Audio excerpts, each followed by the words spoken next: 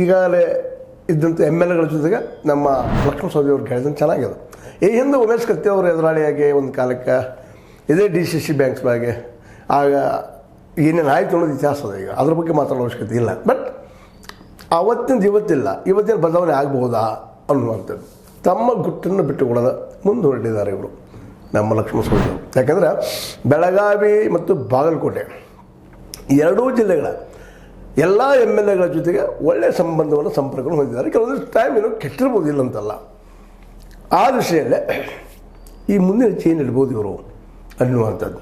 ಮತ್ತು ನನಗೆ ಸಹಕಾರ ಮಾಡಿದ್ದಾರೆ ಎಲ್ಲರೂ, ನಾವ್ಯಾಕೆ ವಿರೋಧ ಮಾಡಬೇಕು ಅನ್ನುವಂಥ ಮಾತು. ನನಗೆ ಯಾರೂ ವಿರೋಧ ಇಲ್ಲರಿ ಅಂತ ಹೇಳುವಲ್ಲೇ ತನ್ನ ಪರ ಎಲ್ಲರೂ ಇದ್ದಾರೆ ಅನ್ನುವಂಥ ಧ್ವನಿಯನ್ನು ಅದು ಕೊಡ್ತಾ ಇದ್ದಾರೆ. ನಿಜವಾಗಿಯೂ ಇದು ಮೆಚ್ಚಬೇಕಾದಂಥ ಒಂದು ನಡೆ, ಒಬ್ಬ ರಾಜಕಾರಣಿಗಿರಬೇಕಂತ ನಡೆ. ಇದೇ ದಿಶೆಯಲ್ಲೇ ಇವತ್ತು ಪ್ರಬುದ್ಧತೆಯಿಂದ ಪ್ರಬುದ್ಧತೆ ಆಗ್ತಾ ಇದ್ದಾರೆ ಜಾರಕಿಹೊಳಿ ಸಹೋದರರು ಸಹಿತ. ಯಾಕಂದರೆ ಅವರಲ್ಲೂ ಇವತ್ತು ಹಿಂದಿನ ಹುಂಬತನ ಇಲ್ಲ. ಇವತ್ತು ಎದುರಾಳಿ ಏನು ಹೆಜ್ಜೆ ಹೇಳ್ತಾರೆ ನಾವೇನು ಇಡಬೇಕಾಗಿದೆ. ಅದರಲ್ಲೂ ಬಾಲಚಂದ್ರ ಜಾರಕಿಹೊಳಿ ಅವರು ಅತ್ಯಂತ ಬುದ್ಧಿವಂತಿಕೆಯಿಂದ ಚಾಣಾಕ್ಷತೆಯಿಂದ ಪ್ರತಿ ಹೆಜ್ಜೆನೂ ಇಡ್ತಾ ಇದ್ದಾರೆ. ಇಡೀ ಒಂದು BDCC ಬ್ಯಾಂಕ್ ಅಂತ ನಮ್ಮ ಕೈಗೆ ತೆಗೆದುಕೊಂಡ್ರೆ, ತನ್ನ ಸುಪರ್ದಿ ತೆಗೆದುಕೊಂಡ್ರೆ ನಾವು ಹಿಡಿತವನ್ನು ಸಾಧಿಸ್ಬೋದು ಜಿಲ್ಲೆ ಮೇಲೆ ಅಂತ. ಇವತ್ತು ಹೇಗೆ ಬೆಂಗಳೂರು ಸುತ್ತಮುತ್ತ ಹೇಗೆ DKC ಅವರು ತಮ್ಮ ಹಿಡಿತವನ್ನು ಯಾವ ರೀತಿ ಸಾಧಿಸ್ಕೊಂಡಿದ್ದಾರೆ. ಅದರಲ್ಲೂ ಬಲಾಢ್ಯ ದೇವೇಗೌಡರ ವಿರುದ್ಧ, ದೇವೇಗೌಡರ ಸಣ್ಣ ವ್ಯಕ್ತಿತ್ವ ಅಲ್ಲ, ಅವರು ರಾಷ್ಟ್ರ ರಾಜಕಾರಣಕ್ಕೆ ಏರಿಸಿದಂಥ ವ್ಯಕ್ತಿತ್ವ. ಅಂಥವ್ರ ಕುಟುಂಬದ ವಿರುದ್ಧವಾಗಿ DKC ಬ್ರದರ್ಸ್ ಇಬ್ಬರು ಇದ್ದಾರೆ.